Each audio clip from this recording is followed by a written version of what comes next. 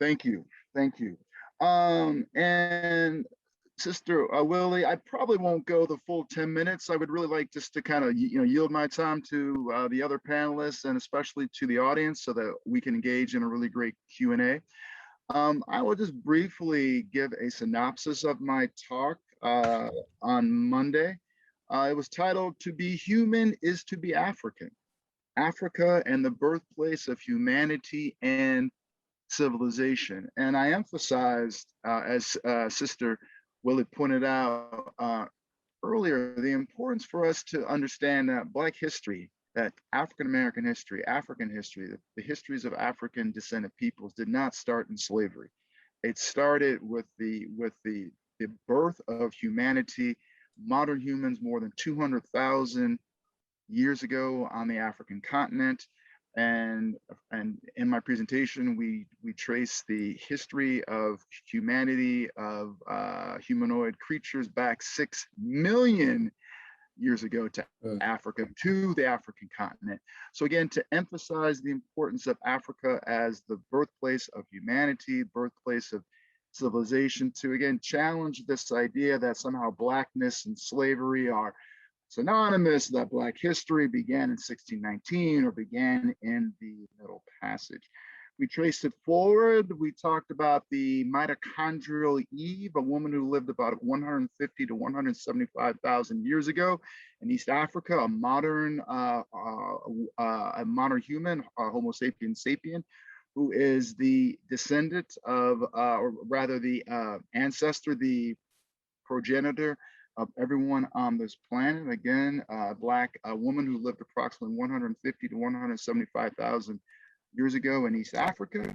We fast forwarded through history, and then we talked briefly about Egypt, or Kemet, as a center of learning. And then we talked about the importance of Africa to Judaism, Christianity, Islam. Talked about the Moors, North African Muslims who conquered and ruled Spain for more than nearly 800 years and transformed Spain into a center of learning, a center of knowledge, of cultural pluralism. Then we shifted down to West Africa, talked about the Sudanese kingdoms of ancient Ghana, Mali, Songhai. Talked as well about Congo. Then we moved toward the Atlantic slave trade and talked about the traumatic impact that that cataclysmic event had, not only on African descended people, but indeed on the world. And we argue that African people were indeed the first in modern industrial working class, that the profits generated from slavery were foundational to the making of the modern capitalist world. Again, drawing from the work of Eric Williams, Walter Rodney, W.B. Du Bois, and Anna Julia Cooper, Black scholars who've been arguing this for decades, indeed centuries. And then we ended by talking about Black Lives Matter and how the struggle continues, and emphasize again the importance of Black women being at the forefront of the movement, how Black women have historically been at the center of building Black movements, building Black communities. I guess for the remainder of my time, just a few points that I would like to make. And this is shifting more to the question, where do we go from here? Of course, very much inspired by Dr. King's last book, Where Do We Go From Here, published in 1967. Not sure if folks have read it. It certainly is a must read. But in light of the fact that today is Juneteenth, and indeed happy Juneteenth to everyone, and given the fact that President Biden this past week signed into law, made Juneteenth a federal holiday, certainly that act is significant. Symbols matter, but at the same time, we don't want to overemphasize the importance of a symbol in terms of, again, that we need to enact serious and real systemic transformative change, both here and abroad. But what I would like to say as we think about Juneteenth, I think it's important that we understand Juneteenth, the abolition of slavery in this country, that we understand it in a diasporic, global, and transnational context. And what do I mean by that? Again, the U.S., of course, was not the only slave society in the Americas. Of course, the largest slave society in the Americas was Brazil. And we should also keep in mind that the U.S. was not the only country where war or a civil war in which race and slavery and citizenship were at the center. Again, U.S. was not the only place where that occurred. Now, certainly, of course, the U.S. Civil War and, of course, the momentous and propitious Reconstruction era, of course, had its own unique and distinct qualities. But again, I think it's important that we understand the way in which Black people across the Americas, again, were at the forefront of abolition, and that we need to understand that how, again, what happened here was part of a much larger hemispheric and global process. So again, so that we don't kind of fall into, a kind of American exceptionalism. Don't forget, the U.S. was, in some ways, was quite late to emancipation. Of course, the first emancipated African people were in Haiti, with, of course, the Haitian Revolution of it started in 1791 and concluded with the independence of Haiti in 1804. Also, of course, thinking ahead, and again, the very important work that Black Lives Matter has done, really, as Barbara Ransby pointed out in her recent book, Making All Black Lives Matter, emphasizing how Black Lives Matter constitutes really the first movement in African American history in which Black women, Black feminism have been consciously and visibly at the forefront in leading and shaping change. Of course, Black women have always been foundational to all Black movements in this country and beyond. But again, the importance of Black feminism, Black women, talking about intersectional justice, talking about gender, sexualities, certainly key. But also, I'd like to say, and perhaps a friendly critique of Black Lives Matter, Barbara Ransby's pointed it out, Dr. Ruth Wilson Gilmore's pointed this out, Dr. Sharice Burns Stelly has pointed this out, is that we want to understand the connections between state violence, state terror, and capitalism and imperialism. To understand that there's a structural link between violence against Black people and what we're seeing out here. And I guess that would, just to conclude, that would actually take me to one of my favorite books. I don't know if folks can see it here, by W.E.B. Du Bois, The World in Africa, and something that he argued in this very important book published in 1946. Again, the need for us as Black people to understand the struggle in a global context, to understand the centrality of Africa to African American liberation and the freedom for all humanity. As Dr. Gerald Horns has argued in countless articles, that that we overlook the global at our own peril, that we need to understand how events right now in Chad, Mali, Burkina Faso, Nigeria, the tremendous unrest that we're seeing in those places is inextricably linked to U.S. policy, very much linked, there we go, and very much linked to the kind of state terror that we have seen here. So I would like to conclude there. And again, I wish everyone a happy Juneteenth, and I look forward to a fantastic conversation. Thank you. Thank you, Mr. Duffy. Mr. McDuffie, next our speaker will be Gary Moore. Actually, that's out of order. I should go next and then Gary after I go. Okay, is that Mr. Kai? That is Mr. Kai, yes, indeed. Hi, Mr. Kai, you are next on the panel. Thank you, Tiffany. Good afternoon, all. Happy Juneteenth. Happy is kind of a weird word to use with Juneteenth, but we'll come to that in a little bit. My piece was on the Emancipation Proclamation in the Land of the Free, and I entitled it A Study in Contradictions. I began with a focus on American values in theory at the founding of our nation. We have these wonderful flowery words in the Declaration and the preamble to the US Constitution, talking about self-evident truths and the equal creation of man, specifically, and unalienable rights, life, liberty, and the pursuit of happiness. In the preamble, we have the movement to establish justice and ensure domestic tranquility and secure the blessings of liberty. And when you read that, even with an eye of the time, not necessarily a modern eye, all men are created equal. So women, yeah, you all are not involved, and definitely BIPOC folks, we're not talking to you. Life, liberty, and the pursuit of happiness, absolutely, but not for the enslaved. From the Constitution, we the people, well, the only people with full citizenship rights were white male property owners. Everybody else is really not considered a full citizen. Again, you want to establish justice? Well, just not when it comes to the enslaved.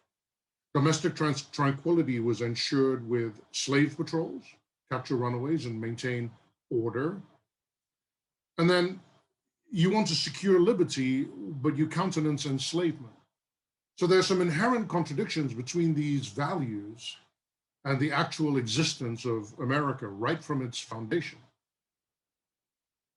So I skip from there. I mean, Brother McDuffie's talked about, Africans and our history, and we don't want to belabor 1619 to 1809 when Lincoln was born. We all know the story and the horrors of enslavement. But I think it's instructive to look at the fact that when Lincoln was born in 1809, the president at the time, Thomas Jefferson, was the holder of enslaved folks. And we know about his relationships with women of color. And that at that point, when he was born, the importation of people for enslavement had been prohibited for a year, but nonetheless, enslavement flourished. And in fact, it was the backbone of Southern social and economic existence. And if we want to quote Hobbes briefly, life for the enslaved was nasty and brutish and often short. But let's look up to the North. And even in the North, where African Americans were free, they couldn't vote, they couldn't serve on juries, they couldn't hold public office. So it's important to understand that North or South, there was no American institution at the time of Lincoln's birth that had recognized African Americans as full citizens. Now, Lincoln's relationship to enslavement and race, his positions on these two topics, depending on which quotes you read and from when, they're very different. When he was responding to Douglas in the debates in Charleston in 1858, he talked about never being in favor of the equality of the white and black races. He thought that never would you see the two races living together on terms of social and political equality. But then in Peoria, just up the road here in 1863, he said, and I quote, "If the Negro is a man, why then my ancient faith teaches me that all men are created equal, and that there can be no moral rights in connection with one man's making a slave of another." So here's another contradiction. You've got political talk, because analysis of that Douglas speech will tell you, folks will tell you, what else could he say? If he wanted to be elected, he had to, toe the line, toe the racial line, and say that, of course, we're not equal, because he knew in his mind he had this moral standing that he espoused in 1863. And in order to do the things he wanted to do, he had to toe this one line and then go ahead and do what he did with the Emancipation Proclamation. So I'm not going to talk about Lincoln's motives and whether he was morally right and he was just doing the politically expedient thing. But it is important to note that there was a level of pragmatic calculus in his decision to issue the Emancipation Proclamation. You note that the language says all enslaved people in the states currently engaged in rebellion against the Union. Only those folks are free, right? If you're a border state and you enslave folks, yeah, you can keep your folks, no problem. It's just those Southern folks, because we understand that the basis, the strength of the South came from the fact that they were getting a bunch of free labor. So one of the intents in the issuance of the Emancipation Proclamation was to weaken the Confederacy, right? To try to negate international support. The French, the British were looking to perhaps support the Confederate movement so that they could have additional impact or influence in the region. But when Lincoln cast it in a pro versus anti-slavery light, and those two European nations were virulently anti-slavery, although they had been very complicit in the trade for several hundred years. So there was a lot of political calculus in this decision to issue the proclamation. Black bodies now could serve in the Union Army after this proclamation. So now you get some more folks to go fight and die for you. Fight and die for principles that did not apply to them, right? This talk about a study in contradiction.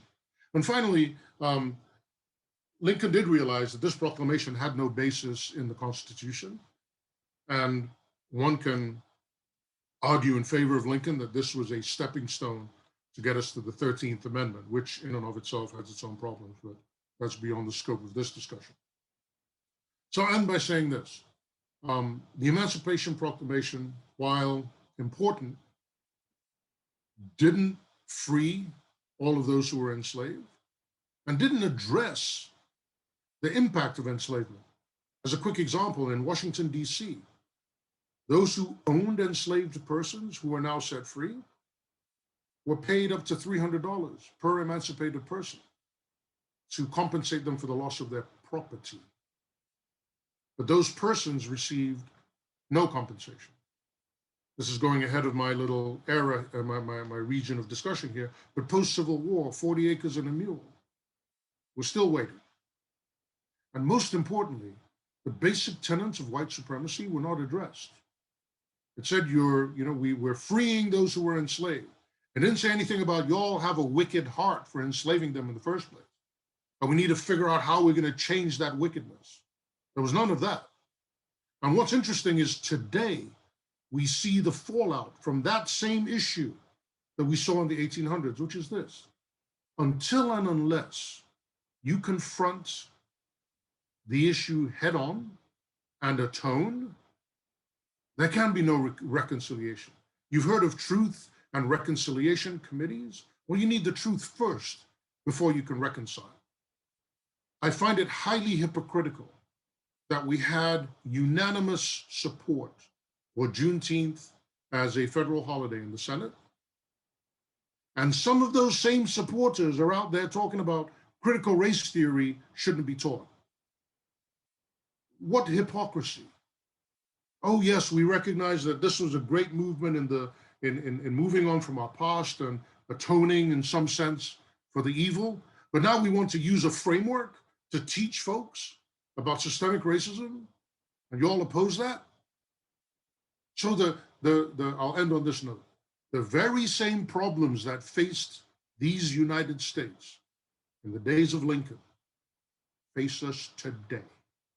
And until and unless we can face those issues head on, confront them honestly, recognize our errors, and move to make sure we don't repeat them, we are going to be stuck in this quagmire of racial injustice. I yield my time. Thank you. That was an awesome talking point, Mr. Ajayi. Thank you for that. Up next is Mr. Gary Moore. All right, thank you very much. What a groundwork before me with Mr. McDuffie and my brother Kai. I wanted to piggyback on something that Kai said about the 40 acres and a mule, because I was watching television last night, the Soul of a Nation program, and the sister who was doing some farming talked about how that if the 40 acres and a mule had actually been carried out, it would be worth something like $7 trillion today. Just when you think about that impact, that economic impact and social impact that would have had for us at that time. So my presentation was about Reconstruction from the period 1865 to 1877. As a storyteller, I started out by recapping the fact that when Africans were brought here, they had lives, they had families, they had religion, culture, they were human beings. And all too often, when we talk about the slave system, we say the slaves, and we forget to add personhood to that. And so I talked a little bit about that. And then my story poem, I meant to tell you that, really looks at Juneteenth in kind of a humorous way on that plantation in Galveston when General Granger rode up and informed those enslaved people that they were free, and they found out that the Emancipation Proclamation had been signed more than 2.5 years prior, and the reaction thereof.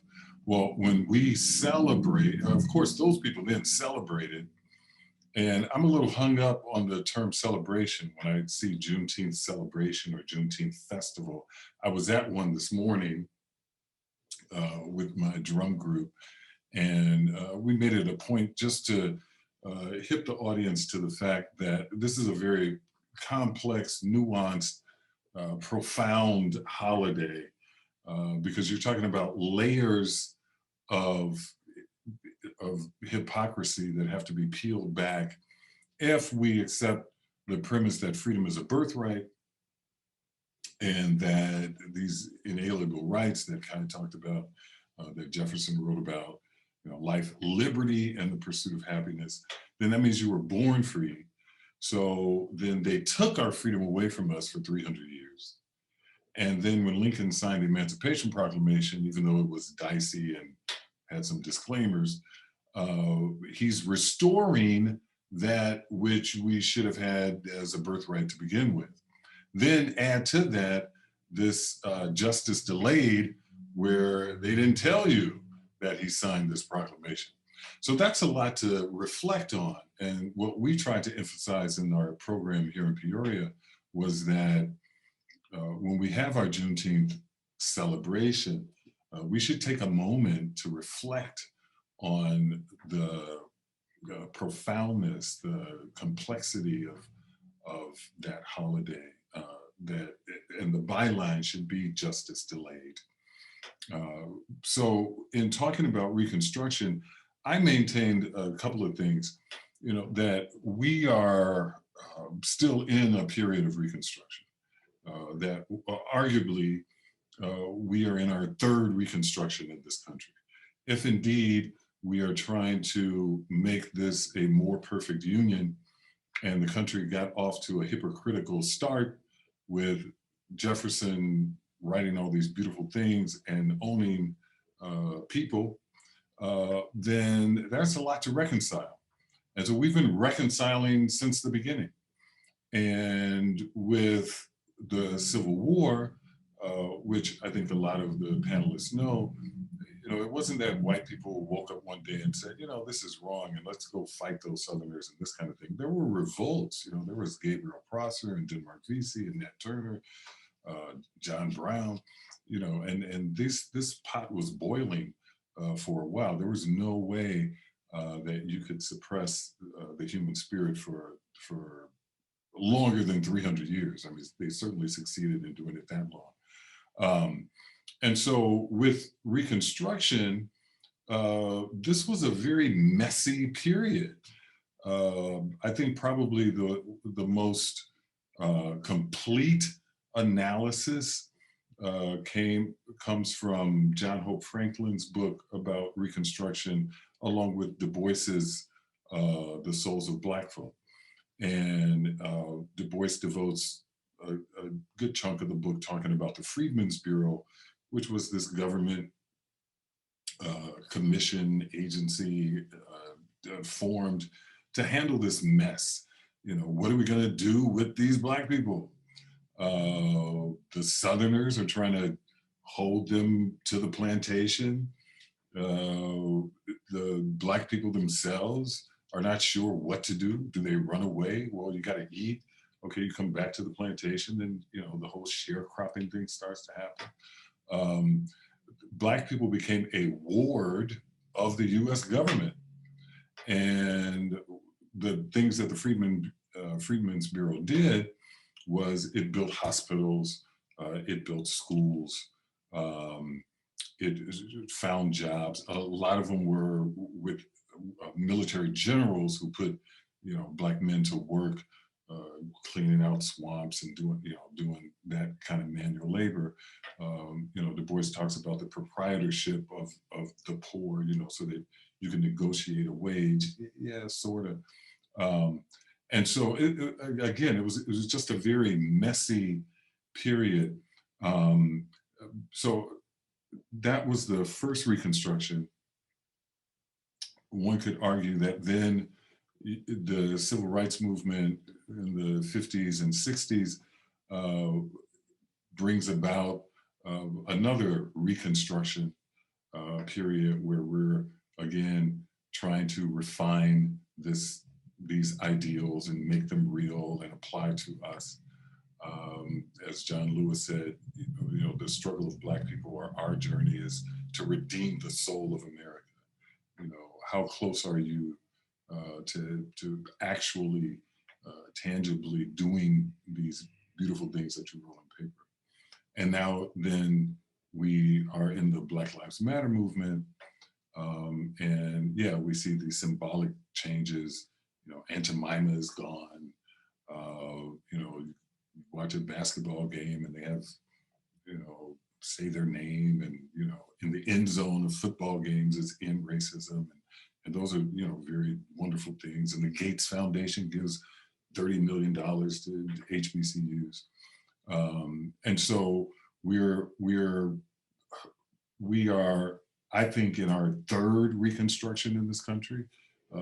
There certainly will be a fourth and a fifth, because this is a grand experiment. And the reason why it's such a monumental thing to me is because what we saw during Reconstruction, we've seen throughout the history of this country. And that is this intersection between violence and politics, and this intersection between racism and capitalism, this axis, north, south, east, and west, the axis of evil. I told the panel the other day that, I used to think of it as an intersection between racism and capitalism, and now I'm starting to think that, racism is the on-ramp to capitalism. And the fact that Black people are low on the caste system means that we're going to always have issues in this country, just by how the way the system is built. But this intersection between violence and politics, I think, is key, because when Black people during Reconstruction started to gain political seats, Hiram Revels and others who I listed, there was a violent backlash. White militias, burn, people's houses down. This is before Tulsa, and you had political fights in grand fashion in Virginia and other places where this person says he's the governor and this person says he's the governor. People who were voted out of office, who refused to leave office. Doesn't that sound familiar? And so this violence, with the birth of the KKK, really created some problems, definitely, for the people of that time.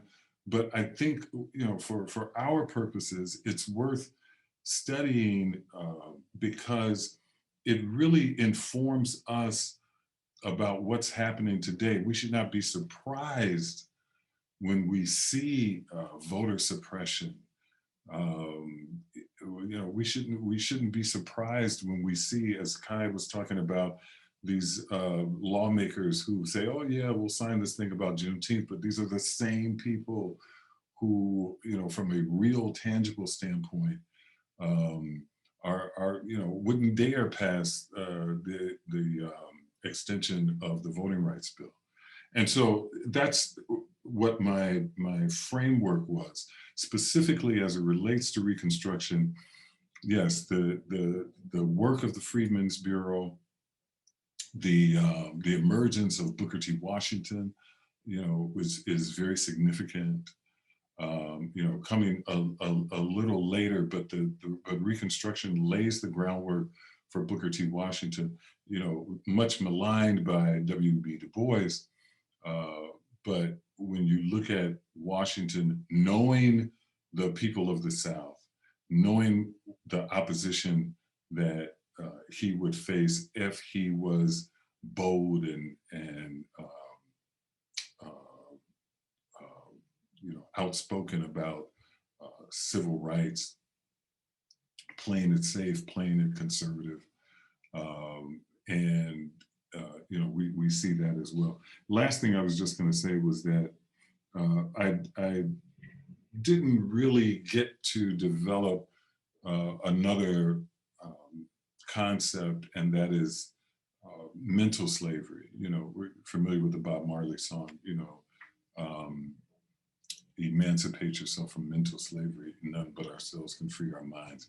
Dr. Naeem Akbar, wrote a book about, breaking the chains of mental slavery. And psychologically, that's some heavy stuff. And so I want to end it with, again, this talking point along those lines. Even those of us who call ourselves conscious, who are well-read and learned in our areas, think about how much of our lives and existence is race-centric. Think about how much the system compels us to think about race. Even as our proud Blackness, I love being Black, I love the food, I love the people, these white people, it don't mean anything to me. And,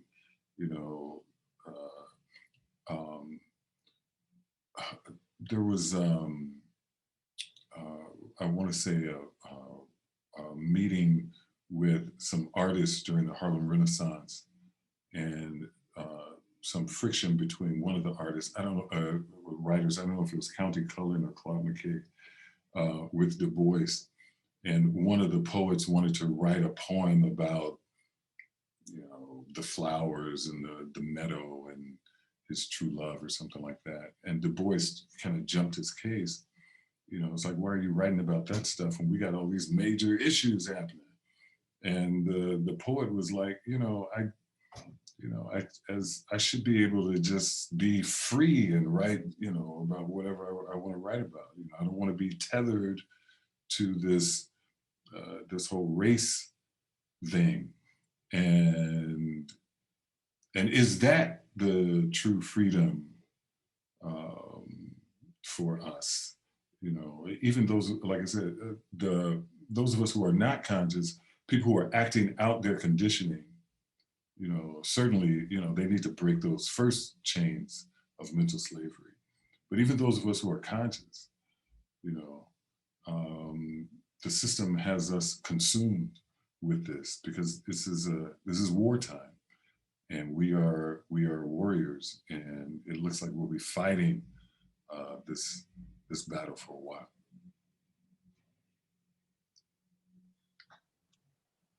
Thank you, Mr. Moore. That was a great message.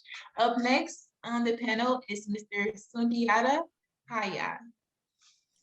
It's Chajua, but thank you. So sorry. And again, I'd like to thank the organizing committee and my fellow panelists. My discussion was on what Rayford Logan, the brilliant African-American historian, called the nadir.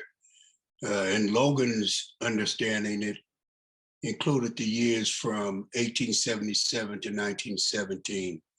I and several other scholars believe that that notion of the nadir as the abyss, as Logan called it, the lowest point in the Negro struggle for freedom, that we can extend that fruitfully into the mid-1920s so that we can incorporate the Red Summer of 1919, the Tulsa and Rosewood massacres. Now, in talking about a period of time, a moment in African-American history, the presentation I gave began with that moment. What I want to do now is use the opportunity to frame that moment in an overall understanding of African-American history. So I want to take some time to talk about what we'll call the two contradictions, the contradictions that characterize the African-American social historical experience. And the first is that African-Americans are in a dialectical, interactive relationship in which the wealth, power, and freedom of the dominant racial group are a direct consequence of African-Americans' impoverishment, powerlessness, and oppression.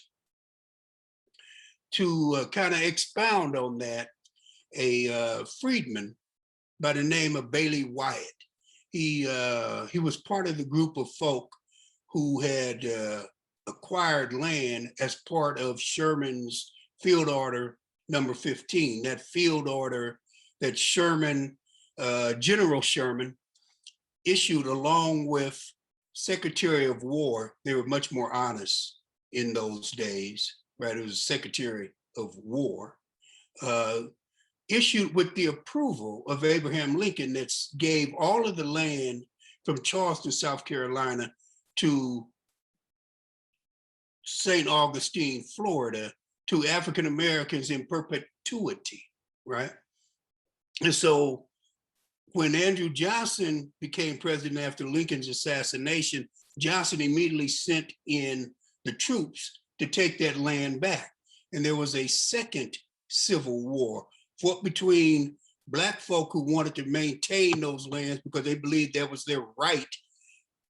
In fact, as Bailey Wyatt would argue, their divine right, in the Union Army. So Bailey Wyatt, this freedman from Yorktown, he took to the stage at that meeting where they were told they would have to vacate the land.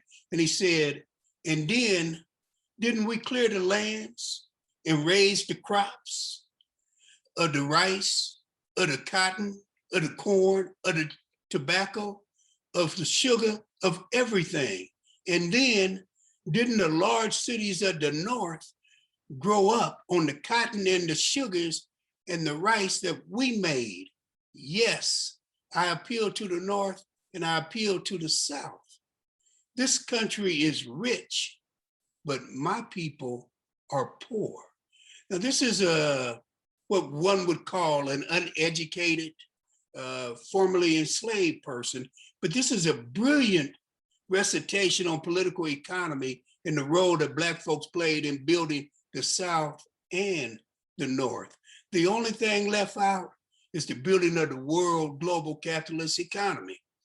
Now, so that speaks to that first contradiction, that there is a dialectical relationship between the wealth, the power, and the liberty of white Americans and the impoverishment, powerlessness, and oppression of Black folk. The second major contradiction is that despite constant change, there has been constant change in the United States in regard to Black folks, right? But despite that constant change, the African-American social historical experience has been characterized by an enduring continuity. While the form of systematic oppression has regularly been altered, African Americans have remained imprisoned, chained at the bottom of the well of US society. So change has been a constant theme in the Black experience, and despite recurrent changes, Black people have fundamentally held the same position at the bottom. This is why Amiri Baraka's notion of the changing same. Despite these changes, we've remained in the same position under other groups. And so this is the fundamental nature of our historic relationship with this society. And so that is the framework in which I gave my talk. And in the talk, I talked about the ending of enslavement and that Black people then entered into a new political economy, right? What we can fruitfully call, what they call the tenancy. We can call it the plantation economy, meaning that they remain tied to the plantation, but they're not enslaved people. They are tied through mechanisms that operate much more in the ways in which a mainstream capitalist economy operates, right? And that in that context, then, one explains our position is that we came out of slavery penniless in a society that valued more than anything property. We entered into an economic system that was based on agricultural labor, and you negotiated the percentage of the crop, your labor that you received based on the implements and the resources that you brought into the negotiation. But we were penniless and implementless. So we end up in sharecropping, which is the worst economic category in the plantation economy, right? And as a consequence of that relationship in the post-slavery world, we end up, right, intergenerationally in the position that we are in now because we come out of slavery with nothing, right? And so I tried to explain that in that context of super exploitation in a new form, a new capitalist system, right? A movement toward industrial capital total in terms of the broader system, that in that arrangement, we enter into a system of deep exploitation. And so when Rayford Logan is talking about the nadir, he characterizes it as a moment of deep economic exploitation.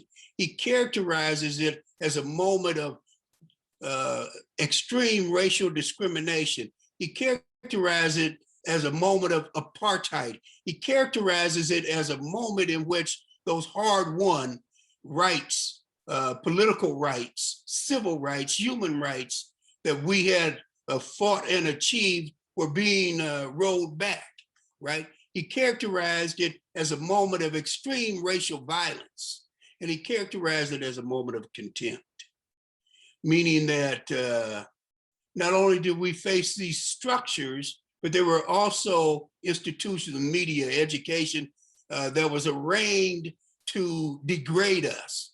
And so in that context then, how did Black folks respond? And much of my talk was to make the central point that the African-American response, like that of all oppressed people, has been multiple. We didn't respond with one strategy. We responded with a variety of strategies because our community consists of different classes. It consists of different understandings of gender, different generations, right?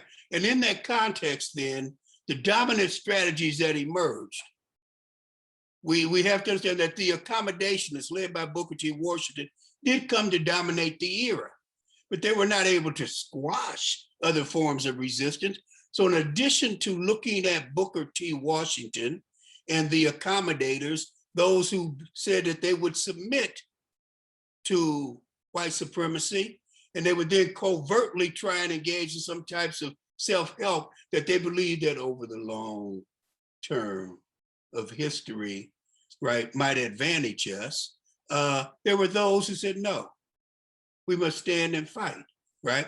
And amongst those who stood to fight, that is to say, those who stood to resist, one form that took was, in fact, the first Black social movement is the Exodus movement of 1879, where maybe as many as 40,000 Black folk moved to the West, specifically at this moment to Kansas. And they began to build all Black towns in Kansas, right? That movement, we saw after that the rise of Booker T. But in the context of Booker T's reign, and we got to be clear, Booker T ruled. I read a letter from Andrew Carnegie to one of the trustees of Tuskegee University, in which Andrew Carnegie gave to Booker T. Washington $600,000. And at the time that he gave that money to Booker T, it represented 5% of US Steel stock. That is to say, it would be the equivalent of Jeff Bezos giving some Black person 5% of Amazon stock. That is the wealth that Booker T wielded. And he wielded it against those who had a different strategy. So we talked about Ida B. Wells, and we really tried to raise Wells up. We know her about in terms of the anti-lynching campaign, but we have to be clear. The first person to organize canvassing, door-to-door organizing in the Black community is Ida B. Wells. 1 minute left, please. Okay, then, wow, 1 minute. So I walked through Wells, I walked through Peter H. Clark, the first Black person to become a socialist. We talked about other nationalist projects, and we talked about reparations and Callie House. And the point was to make the broad view that whether we were talking about accommodation or whether we were talking about incorporativism, i.e. attempts to integrate, and whether it was being done gradually or militantly, and whether we were talking about Black nationalism. And we have to be clear, the most concrete form of Black nationalism was to build all Black towns. Only about 4,000 Black folks ever went back to the African continent, and maybe less than 400 ever went to Haiti or somewhere else, but 100,000 went and built Black towns. So I talked about those things as expressions. I talked about the rise of a emergent Black feminist or Black womanist perspective, and we talked about reparations. And the point was to say that that move toward radicalism, socialism, and all of those things represented the resistance side of that equation. And that at the end of the day, what we're looking at is that at every historical moment, there will be different strategies, because strategies and ideologies are tied to class, right? And so I tried to make the point that what we have to understand, there will be multiple ways of fighting back, and that at the end of the day, what's most important is not how we fight, but that we fight as opposed to accommodate. Thank you. Thank you. Up next is Mr. Lane Crothers. All right, thank you. I have a somewhat different part of this process because, of course, I'm talking about where we're going from here from a very specific situation. We have this multi-dimensional cross-cutting effort at voter suppression going on across the United States today, one that's obviously developed from a deep historical and social context, but nonetheless one that is ongoing, current, and deeply problematic right now. And so what I thought I would do is spend a couple of moments just talking about the kinds of things as pure naked political tactics, which have generally been understood or generally been shown to work in the United States. And really the core insight is one that's a bit, I think, counterintuitive, which is that American politics is very vulnerable to capture from below. And so what I mean by this is if you just look at the structure of American political party, there's no such thing as the Democratic Party. It doesn't exist. There's increasingly a Republican Party, but elected officials can call themselves anything they want. The party is what the people who make it up turn it into. So if you think about the Republican Party of 50 years ago, this kind of pro-business party that wasn't quite so intense, wasn't quite so extreme on a number of issues, that the modern Republican Party was built from below. People ran for precinct committee chair. And from precinct committee chair, they pushed for the county offices, who got to the state offices, who got to the national offices. That process takes a long time. That process requires an enormous amount of effort, but it's entirely capturable and accessible to people. So what I'm trying to say is, in other words, that the way to start is the Stacey Abrams model. You have to organize. You have to organize locally. You have to start pushing people. You have to raise the cost of making certain kinds of political choices to the level that people aren't willing to pay that price. Just think about the degree to which right now so many politicians seem compelled to go to Mar-a-Lago to get Donald Trump's permission to breathe. They're not doing it necessarily because they love Donald Trump. They're doing it because they're scared. And they're scared because he has the capacity to mobilize an aggressive and effective force of people to push for his particular political agenda. That same tool works both ways. It is possible to build a countervailing force that pushes back, and that's the way every successful social movement in American history has always succeeded. Slowly, aggressively, or slowly, painfully, unfortunately painfully over time, until it turns out that, that the political system which sits and resists can no longer successfully resist. Power isn't given, power is taken.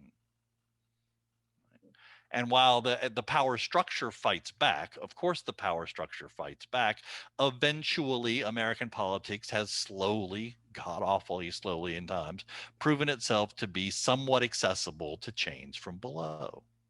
So starting to go to those, meeting your local representatives, starting at the state and local level, being present, being in their face, making it clear that a casual throwaway vote on something that seems like no big deal to them is in fact consequential in the community, and that a group of people can be organized and mobilized around resistance to that.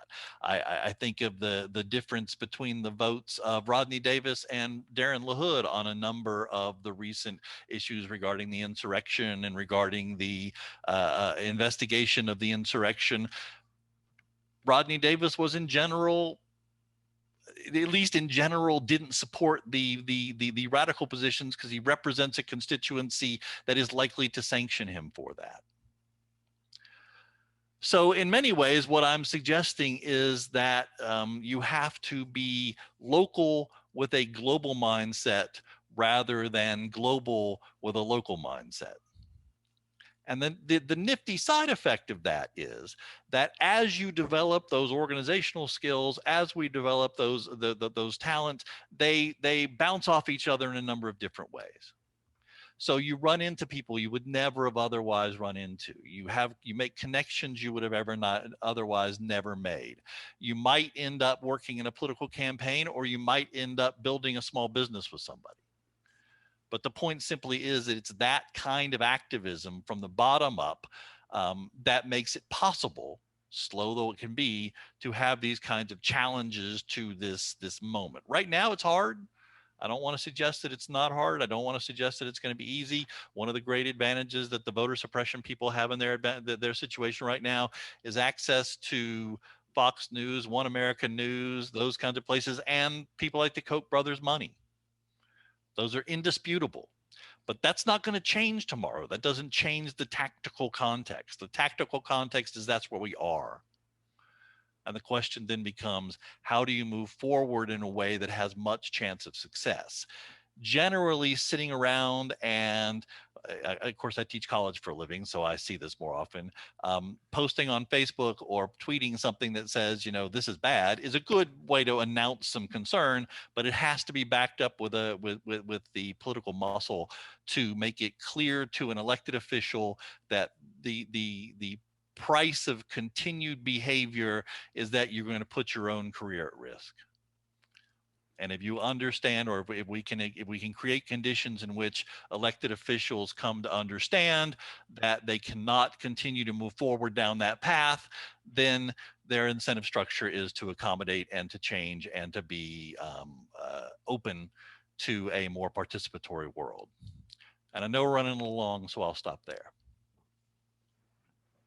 Well, thank you. We want to thank all of our presenters. And Tony, I know you've been taking a look at our chat. Do we have some questions that we can pose to our presenters? Yes, we do. The first question that we have is, how do we help empower one another to deal with the injustices we still face today? And any of the presenters can respond.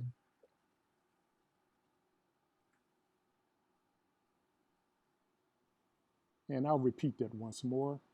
How do we help empower one another to deal with the injustices we still face today?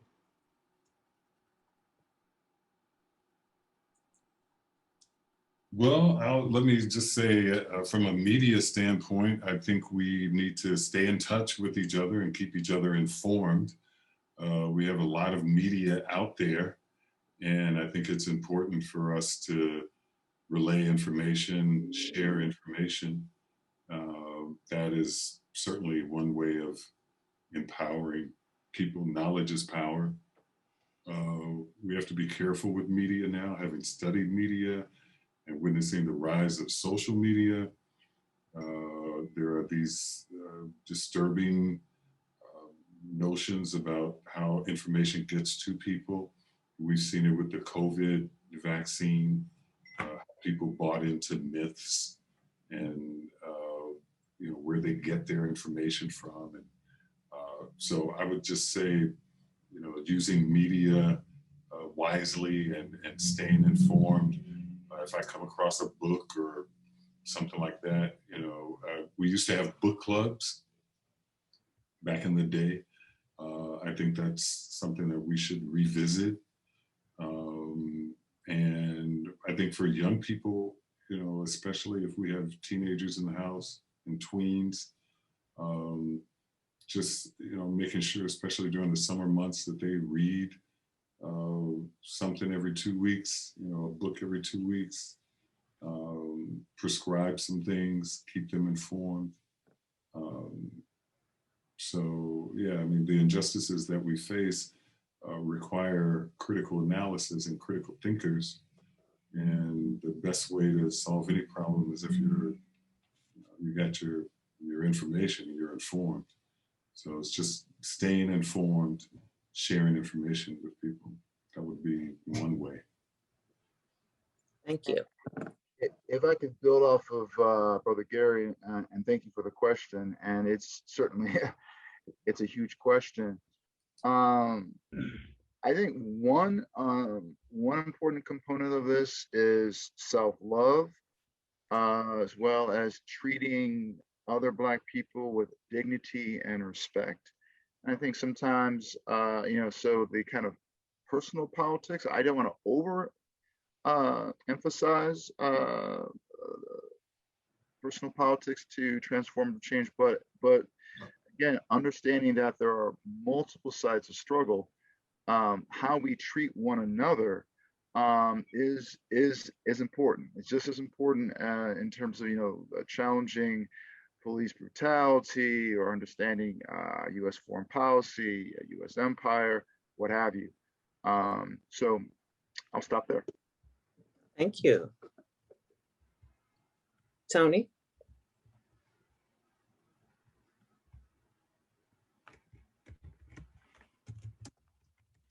I think Brother Sundiata, you had your hand up. Did you want to contribute something here? Yes, I did. I Okay. was basically waiting to be called on.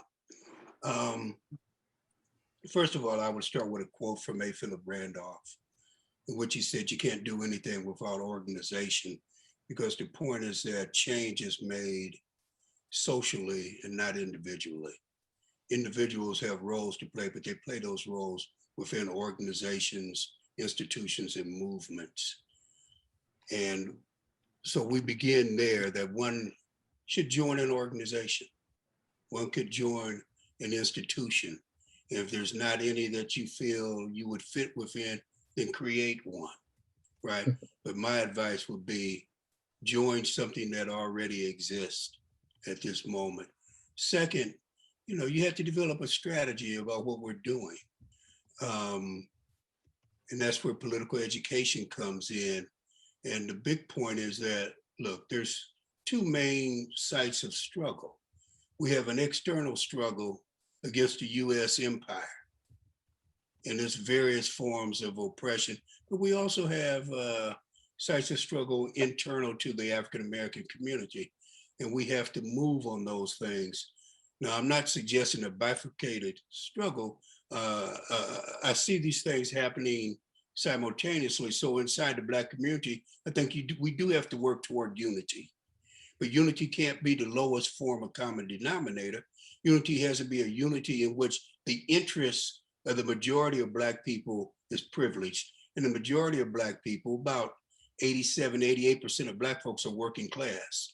And so the first principle has to be to make the lives of working class, the Black majority, better, so that the masses of our people live better lives. Second principle is that we can't transform America. We can make minor change, but we can't transform America by ourselves. So in addition to building unity within the Black community of Black United Front, we have to build a united front of the left.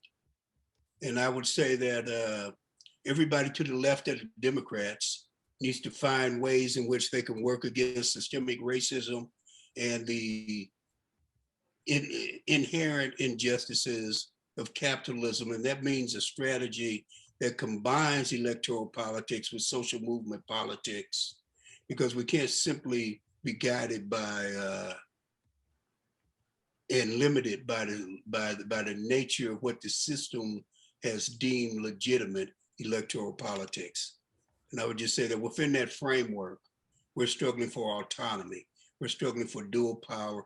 We're struggling for the right of African people in this society to determine their own destiny. And that means building our own institutions. That means making decisions as a collectivity, right? And thinking of ourselves as a nation within a nation. Brother Sundiata, that's great. And Brother Lane and Brother Eric and Brother Gary, you all have taken me to exactly where I wanted to go in response to something all of you all have said. Brother Sundiata, you mentioned that the vast majority of Black folk are working class.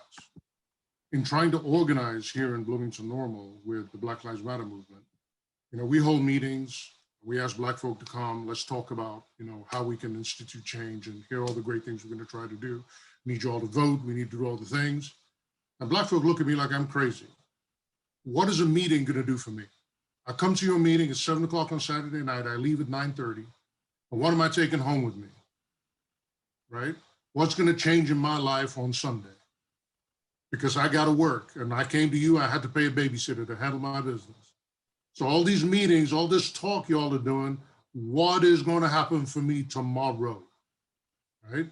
So this is a huge issue that we have, because folks are, this capitalist system is a wicked system. It keeps you too busy struggling to stay alive to change the situation of your life, right?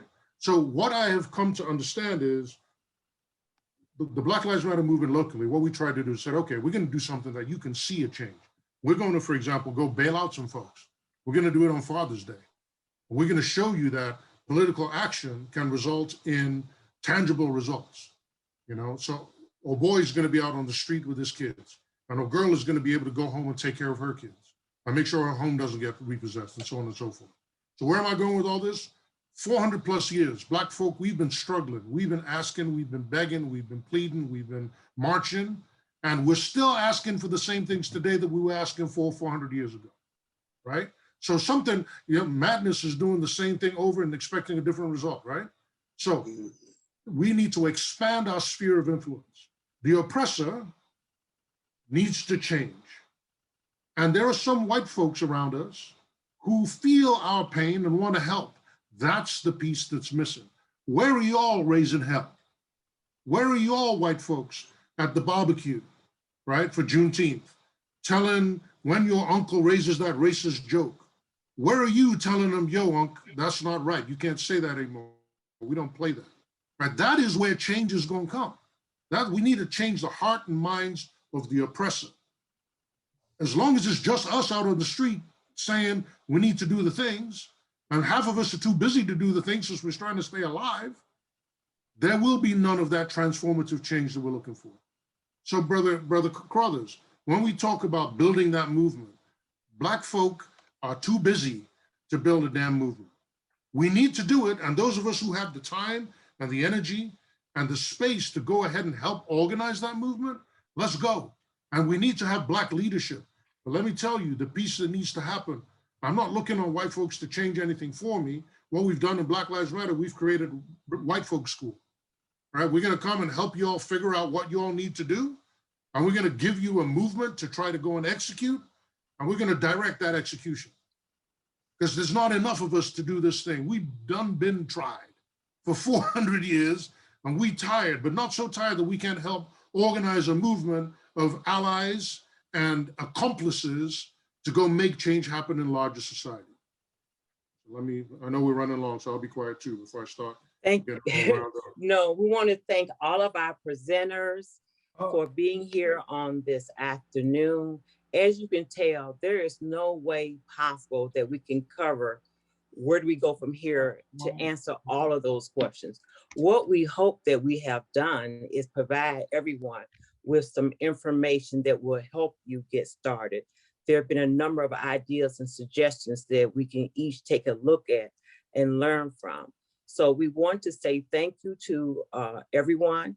And if there are questions that are left in our chat, we will gather those questions and we will send those out to our presenters to respond.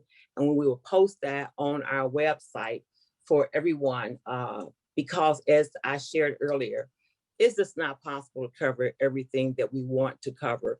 But we do have another program starting at 2:30. But we encourage everyone, if you miss one of the presenters during the week, we will be posting all other speakers and their speeches and their presentations will be posted on www.bnbhp.com. So that information those recordings will be available. Recording from today will also be available. Again, sorry we did not answer other questions that were in the chat, we will make sure we gather those questions and that we will get those to the presenters to respond, and we will post those on our website. So with that, we want to say thank you all. We're right at 2:15. We're going to have a 15-minute break. We do want to say thank you again to all of our presenters. You all can unmute and give them a hand clap. You can unmute now and say thank you. We really appreciate. Thank you to all of our panelists. Thank you. Thank you all. I know most of the time we tell you to mute, but we do want to let our panelists know that we genuinely appreciate all the information and your passion for what you have taught and have shared. We have been educated, we have been informed. Now we need to take that information and apply it to our lives, our family, our community, and help make a difference. And we want to say thank you to all of our sponsors. And we're looking forward to this afternoon at 2:30. So we have a 15-minute break. We're going to hear from our young people. They are excited. We have artwork, we have music, we have dance, we have a little bit of everything of their expression. It's always good to hear from our youth, to hear from their perspective. Where do we go from here and their expressions of Black history and Juneteenth? Again, thank you all. We ask that you would take a poll